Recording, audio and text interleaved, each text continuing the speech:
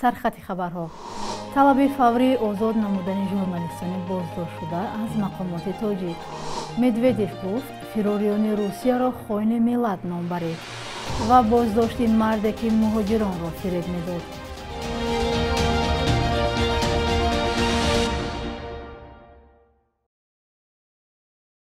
سلام، امیدوارم خوبید و برنامه نویدی بامدادی را تماشا دارید. امروز 29 دکبر است.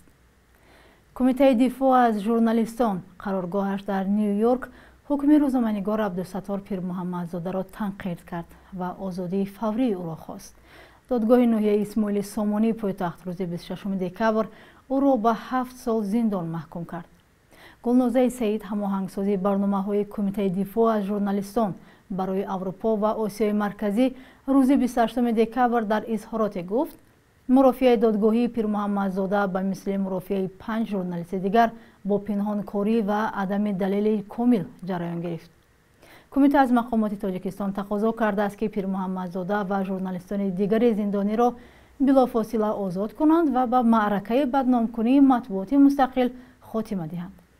پیرمحمدزاده روز 26 دکبر در مرافعه پس درهای بسته به 7 سال زندان محکوم شد. نزدیکانش گفتند دادرس مرافعه او را به همکاری با سازمان ممنوع ایبدار کرد. خود او و نزدیکانش اتهام را به اساس نامیدند. ضمناً عبدالله غربتی یکی از روزنامه‌نگاری دیگری محکوم شده تاجیک از بازداشتگاه موقتی شهر دوشنبه یا سیزو به مؤسسه اصلاحی رقم 4 واقع در محله یکم سویسک شهر دوشنبه انتقال یافته است.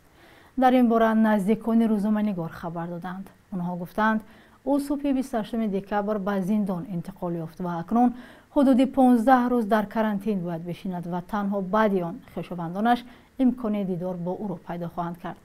عبدالله غربتی در این محبس همراه با دلیر امام علی و زوقبک سید امینی باز 2 ژورنالیست محکوم شده ادای حکم خواهد کرد. در یک محبس ادای حکم کردن از جمله خواهش‌هایی بود که در اول ماه دکبر دلیر امام علی و عبدالله غربتی در ملاقات با گزارشگر ویژه سازمان ملل مری لالار ضمن بازدید او از تاجیکستان و ملاقاتش با چندی از محبوسان سیاسی صدا داده بود. دادگاه ناحیه شاه منصور ماه اکتبر عبدالله غربتی را با 3 ماده کدکس جنایتی گناهکار دانسته برای 7.5 سال روانه زندان کرد. خود او این اتهام را به اساس نامیده بود.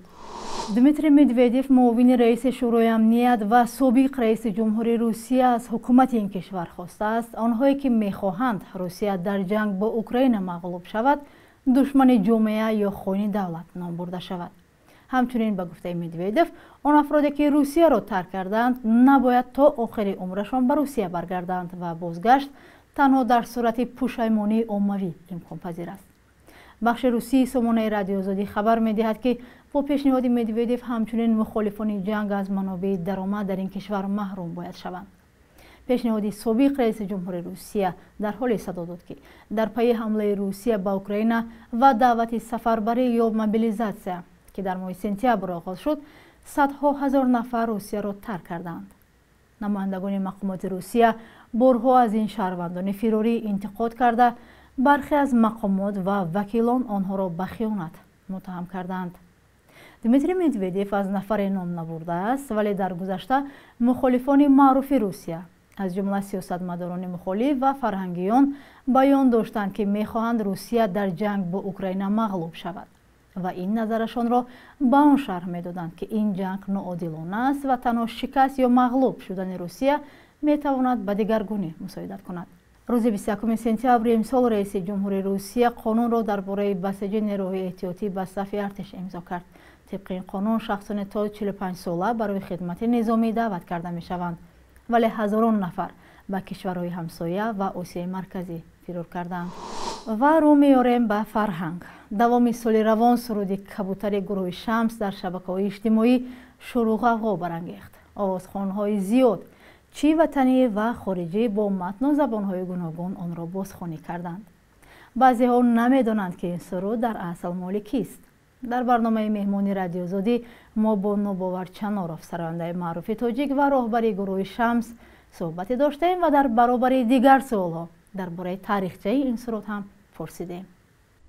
در بسیار جا گفتم و بازم میگم که این سرود این مال ماست، مال گروه شمس است، مال من است و مال خلق است. چون که این سرود در بدخشان به زبان بدخشانی، به زبان روشانی یک 20 سال، 30 سال، 40 سال پیش سرایده میشد، به تماما دیگر طور، به طور دیگر سرایده میشد و اولم سرایده میشد.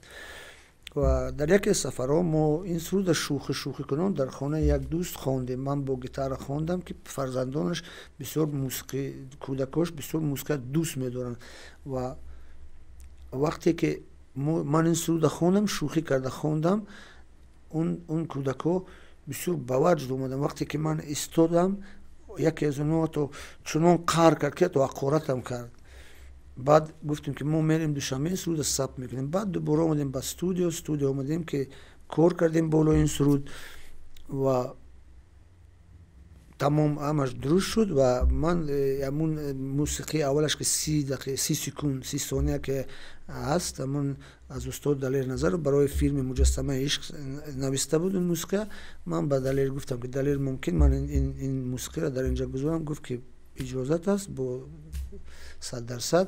و من اینو گرفتم اجازت کردم. بعد اینو ثبت کردیم با چخیلی که بود و من از خودم بعضی سخن‌ها به زبان دولتی، به زبان تاجیکی گذاشتم که برای من اونقدر معقول شد. بعد با یکی از شاعرای جوان نعیم کریم زنگ زدم، گفتم که بیا همین نویس از سر به زبان تاجیکی نویس. بعد نویس با قبول نکردم، با دوباره روی کردم، با قبول نکردم. بعد گفتم که بیا یک کار کنیم که یعنی با قول شیر و شکر کنیم که اینا همون از اون جیوشتا بمون و دیگرش به زبان دولتی به تاجیکی نویس و یک دو بندش من به زبان روشانی میخونم و این خیر شد. با این قبول شد. بعد این ثبت کردیم دیگه. این در روز اول که ما در یک کنسرت، در یک برنامه کنسرتی این سرود خواندیم که دیدم که تماما این سرود کبوتر بسیار بلند پرواز کرد. بینندگان عزیز، صحبتی پورا را شما می توانید روزهای نزدیک در سامانه ما پیدا نمایید. یک مرد که بیش از 8 سال پولهای مهاجران مهنتی را با راه قلابی از خود میکرد در ناحیه شهر توزی ولایت ختلان دستگیر شده است. مقامات 30 حالت قلابی او را آشکار کردند. در این باره آفاق قادریان، سخنگوی ریاست وزارت کارهای داخلی در ولایت ختلان خبر داده است. بنا به اطلاع رسمی دستگیر شده امید تشنفی 41 ساله ساکن ناحیه شهر توز که قبلا برای قلابی سود شده است، دیگر باره با عین اتهام قلابی در جستجو قرار داشت. او را کارمندان شعبه مبارزه ضد جنایت‌های متشکل ریاست کارهای داخلی ولایت ختلان دستگیر کردند. در جریان پرسش معین شده است که تشنف با راه فریب و باوری شهروندان زیاد درآمده از آنها از 3000 تا 168,000 سامانی را با راه قلابی تصرف کرده است. خود تشنف برای شرح این حادثه دسترس نیست، ولی بنا به فرضیه مقامات تشنف به مهاجران فریب خورده وعده میداده است که برای گرفتن شهروندی روسیه و از بین برداشتن محدودیت یا زپرت کمک میکند.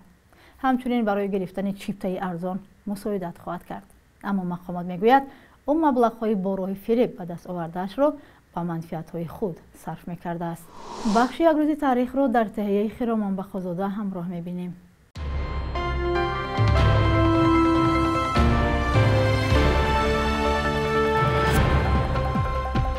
29 دکبر سال 1960 نخستین قطار راه آهن اکسپرس از شهر مسکو پایتخت SSR به استالیناباد یا دوشنبه پایتخت تاجیکستان شوروی رسید. این سمت بسیار مهمی حرکت مسافران گردید که از مرکز روسیه توسط قزاقستان به تاجیکستان و برعکس حرکت میکرد و سالهای استقلالیت راهی مهمی صدها هزار مهاجران کاری هم گردید. 29 دکبر سال 2010 عطاالله رقیبов ساکن دهه زرکمری ناحیه فیض‌آباد همراه با عائله و 5 فرزندش از تخریب منزل خودساختی او در نزد اداره امبودسمن تاجیکستان دست به گروسنه‌نشینی زد. دادگاه گفت که خانه او غیر قانونی بنیاد شده است و تصمیم مقامات کاری درست بود، ولی این عائله نادار که با پول آخرینش برای خود سرپناه ساخته بود از پایمالشوی حقوق شکایت میکرد. مراجعت های به تکراری وزیر رقیب‌الدفاع به مقامات بی‌نتیجه انجامید و در نهایت این اویله با کمک محیدین کبیری رئیس حزب همکنون ممنوع نهضت اسلامی صاحب خانه نو شد. 29 دکبر سال 2013 در دوشنبه در سن 64 سالگی بر اثر بیماری سابق وزیر عدلیه و عضو کمیسیون آشتی ملی خلیفه بابا حامدوف درگذشت. خلیفه بابا حامدوف یکی از اساسگزاران حرکت ملی رستاخیز در سال 1990 محسوب می شود و یکی از کمترین نمایندگان این جنبش بود که توانست بعد سال 1992 نیز در حکومت کار کند. بانک ملی ارزش اسعار خارجی را برای امروز چنین تعیین کرده است.